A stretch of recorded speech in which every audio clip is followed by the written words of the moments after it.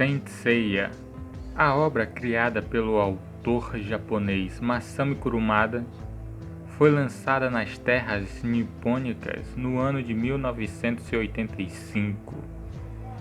Lá no Japão, a obra fez muito sucesso durante o seu período de publicação, popularizando, em mangás shonens, o conceito de um grupo de amigos que se fortalecem e combatem o mal com o poder da amizade, assim como a venda de produtos relacionados à obra, vulgo bonequinhos, e por incrível que pareça, o movimento yaoi e a produção de doujinshis, o mesmo que fanzines. Os Cavaleiros do Zodíaco, que é como a obra é conhecida no Ocidente, fez bastante sucesso por estas bandas do globo, principalmente na Europa e na América Latina, sucesso esse que dura até hoje. E, para muitos, existem várias razões para tal sucesso. Alguns diriam que foi o time perfeito. Outros diriam que foi o conceito de horóscopos e signos como um aproximador do leitor. Contudo, para mim, a razão do sucesso, em certos casos até maior, de CDZ na Europa e na América Latina do que no próprio Japão, deve-se ao aspecto cultural que conecta tanto o velho continente quanto o novo mundo, o cristianismo, mais especificamente o catolicismo.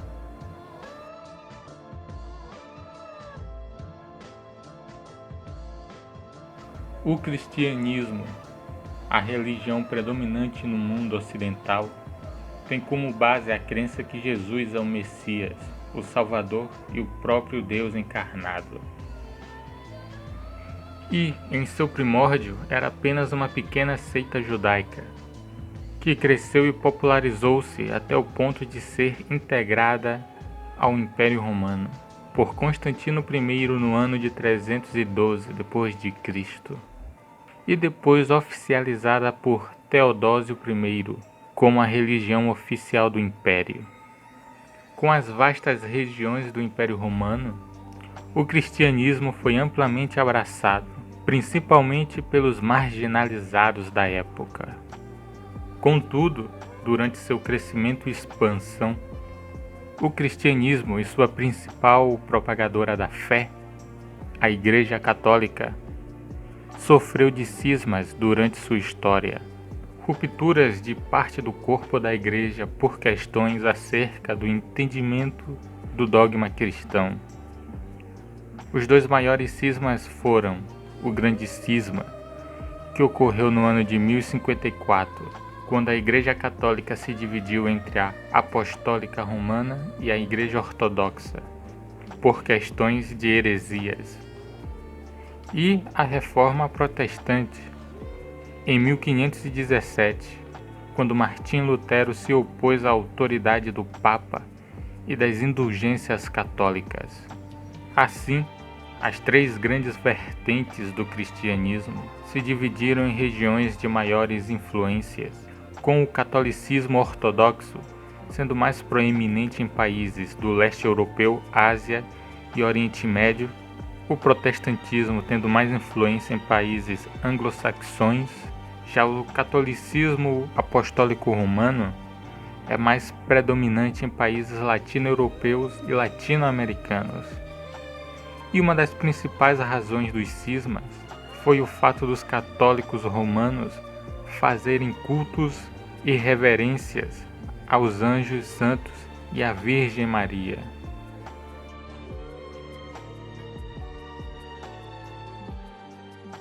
A obra Saint Seiya se utiliza de uma interdiscursividade alusiva de conceitos e arquétipos em relação à religião que é apresentada no mangá e anime, em conjunto com a religião presente no mundo ocidental, nesse caso, a mitologia grega e o cristianismo.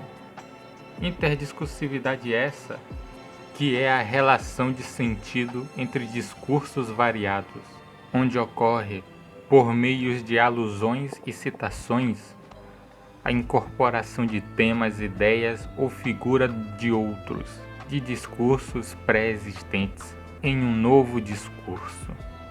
Isso não é incomum na arte. Temos o exemplo máximo disso com o J.R.R. Tolkien, com seu universo de O Senhor dos Anéis, que mistura mitologia nórdica e anglo-saxã com conceitos e aspectos mitológicos cristãos, para criar um universo inteiramente novo. E muito disso deve-se ao fato do Tolkien ser um grande homem cristão e um aficionado estudioso de mitologias e contos de fadas. Vários aspectos conceituais de CDZ se parecem mais com a mitologia cristã do que a própria mitologia grega. E muitas vezes a obra bebe de conceitos, intencionalmente ou não, já pré-existentes no mundo. Cavaleiros do Zodíaco conta a história da deusa Atena, a deusa da justiça, sabedoria e da guerra na mitologia grega, juntamente com seus seguidores fiéis, os Cavaleiros de Atena, que no original são denominados santos. E eles têm o intuito de proteger as pessoas da Terra contra as forças do mal que ameaçam o mundo. Em especial, o deus do submundo, Hades. A sinopse da obra nos dá 3 aspectos alusivos que alinham o mangá e anime para um viés mais católico. Esses 3 aspectos são a deusa Atena, os cavaleiros e o deus Hades. Com a Atena e a forma como ela é representada dentro da obra, temos um interdiscurso entre a deusa grega e as 2 figuras grandes do catolicismo, Jesus Cristo e sua mãe, Maria. Na mitologia grega, Atena não era uma deusa de amor incondicional, como é a forma que ela é representada na obra de Masami Kurumada. Essa característica se assemelha mais a Jesus, que ama a humanidade, a sua criação, enquanto integrante da Trindade, o Filho que é Deus, e enquanto homem, ele se sacrificou por ela. Da mesma forma que Atena, no anime e no mangá, sempre se coloca em sacrifício para salvar os humanos. Assim como o fato de que, na mitologia, Atena nasce diretamente de seu pai, Zeus, que era considerado o pai dos deuses, assim como Jesus, que é o Verbo encarnado, nasce a partir do Espírito Santo, que é uma parte de Deus. Encarnação essa que, no mangá e no anime, coloca a deusa Atena como uma deusa que busca encarnar como uma humana comum, para assim se conectar às dores dos humanos. Já a representação análoga com Maria de Nazaré, a mãe de Jesus, vem com Atena, assim como Maria, sendo uma virgem imaculada, sob o desígnio de seu Senhor Pai, e por possuírem uma posição de guia e de darem assistência para grandes homens que possuem uma conexão com o divino. Essa representação também tem bases históricas, pois, no período de expansão e catequização do cristianismo pelo mundo, muitas regiões que adoravam a deusa grega ou a sua representação romana foram facilmente convertidos à fé cristã, muito por causa das semelhanças entre as 2 figuras. Essas alusões entre as representações das personagens traçam um direcionamento que o Kurumada aplicou em sua obra, já que a sua Atena se comporta mais como uma protetora dos necessitados e justos do que uma deusa da guerra e justiça. Em relação aos cavaleiros, os soldados do exército de Atena, nós temos 3 aspectos: a questão dos santos, a estruturação do santuário e a hierarquização das hostes de Atena. Na mitologia grega, a deusa Atena possuía vários discípulos ou pessoas favorecidas pela sua proteção. Muitos deles, grandes heróis de grandes aventuras: Perseu contra a Medusa, Jasão e os Argonautas, Hércules em seus 12 trabalhos, Belerofonte na captura do Pégaso, Aquiles e Odisseu na Ilíada e na Odisseia, O Kurumada, o autor de Cavaleiros do Zodíaco, utilizou-se desse conceito para criar a Armada de Atena. A armada essa, que no original é denominada de Santos, daí o nome original da obra, Saint Seiya, em referência ao protagonista da série original, o Santo Seiya ou o Santo Cavaleiro Seiya. O conceito de santo existe em outras religiões, mas a denominação, assim como a reverência e devoção das pessoas santas, é intrinsecamente ligada à fé católica. Para o catolicismo, os santos são pessoas que possuíram uma conexão estritamente íntima com Deus e realizaram grandes atos em nome da fé cristã. Alguns desses atos são a realização de milagres por intermédio de Deus ou a convicção da fé perante a morte iminente, o martírio. Essas características foram integradas na concepção do papel dos cavaleiros durante a trama, com eles dispostos a morrer pelo o que Atenas significa e simboliza, tal como, ao elevar seus cosmos, eles realizam milagres e superam o impossível. Já em relação ao segundo aspecto, a estruturação do santuário de Atena, a obra constrói e organiza o santuário como um análogo ao Vaticano, já que, na obra original e em seus derivados, o recinto é demonstrado como uma ordem hierárquica e patriarcal, onde cada nível de cavaleiros deve obedecer a Atena e ao grande mestre do santuário, esse último sendo o elo entre a deusa e os cavaleiros. A outra questão análoga é a escolha para o cargo de grande mestre do santuário, que é feita por uma escolha entre os cavaleiros de ouro, do mesmo modo que a escolha do Papa é feita entre um dos cardeais da Igreja Católica.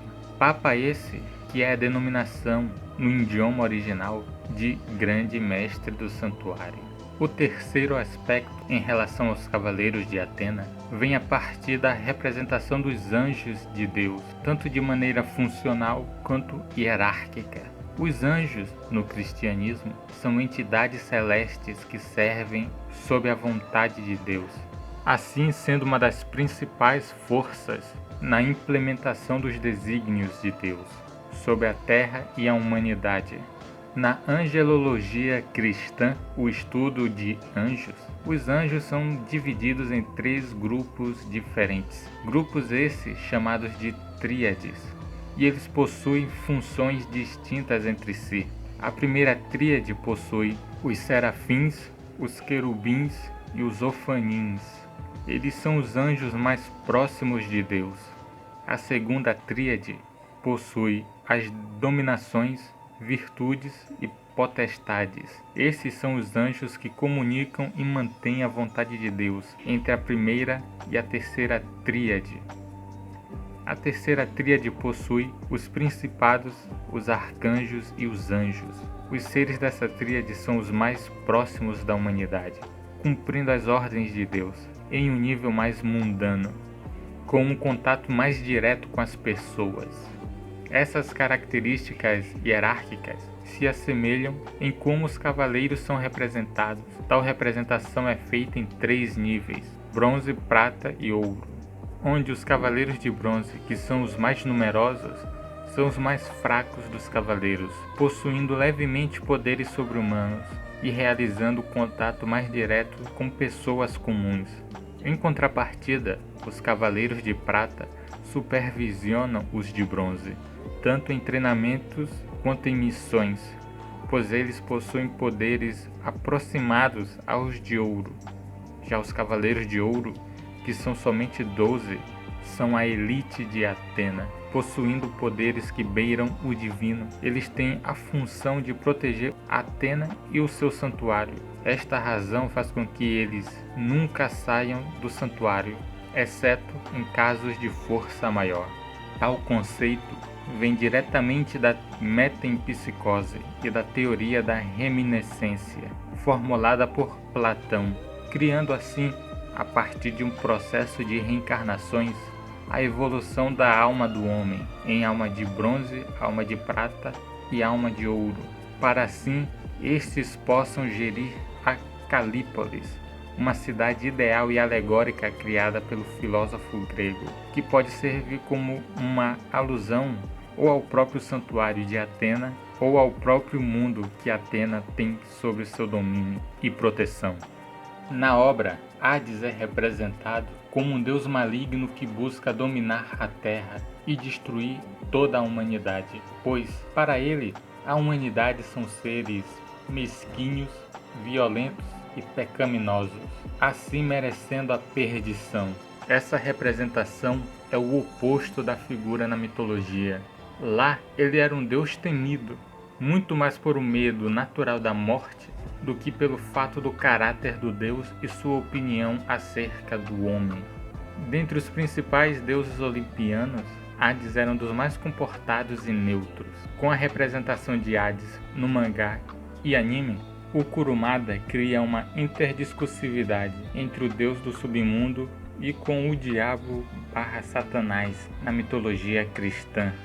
Na religião cristã, o inimigo de Deus é conhecido como o diabo, Satanás, Lúcifer ou Rei Léo. Ele era um anjo do Senhor, um querubim ungido que se rebelou contra o Criador. E a partir disso, ele, juntamente com suas hostes de anjos caídos, busca corromper o máximo de pessoas, desviando-as do caminho da salvação, em especial as pessoas mais puras e fiéis a Deus. Hades, na obra Saint Seiya, mantém seu corpo original nos Campos Elíseos. Dessa forma, seu espírito se apossa do ser humano mais puro do mundo, para que assim ele possa andar livremente entre os homens. Hades também possui o seu próprio exército, os espectros de Hades, que se equivalem em poder aos cavaleiros de Atena. Contudo, eles possuem o mesmo alinhamento moral de seu soberano. Essa interdiscursividade católica entre Hades e Lúcifer não é algo novo em obras ficcionais. O filme de animação da Disney, Hércules, lançado em 1997, e na refilmagem do clássico do cinema, Fúria de Titãs, lançado em 2010, Hades é representado como um deus que busca destronar Zeus e os outros olimpianos por questões de poder e inveja, deste modo se tornando o soberano do céu, da terra e do submundo. Ao longo dos anos, a obra criada por Masami Kurumada e continuada por diversos autores em seus próprios spin-offs, desenvolveu e abordou essas características interdiscursivas católicas, de maneira às vezes profunda, às vezes sutis. Tais abordagens podem explicar o porquê, em comparação a outras obras contemporâneas a ela, como Dragon Ball Z ou MD Gast, de Cavaleiros do Zodíaco não ter tido o sucesso em países de cultura anglo-saxãs, como Alemanha, Inglaterra e Estados Unidos, que, em sua maioria, são adeptos ao dogma protestante. Já em países de descendência latina, em sua maioria católicos, tiveram esse senso de identificação muito mais proeminente, mesmo se a pessoa que é fã da obra não seja católica, pois ou ela pratica de outra religião ou não possui religião alguma, tal pessoa cresceu em uma sociedade onde os preceitos católicos são estritamente enraigados na cultura dela.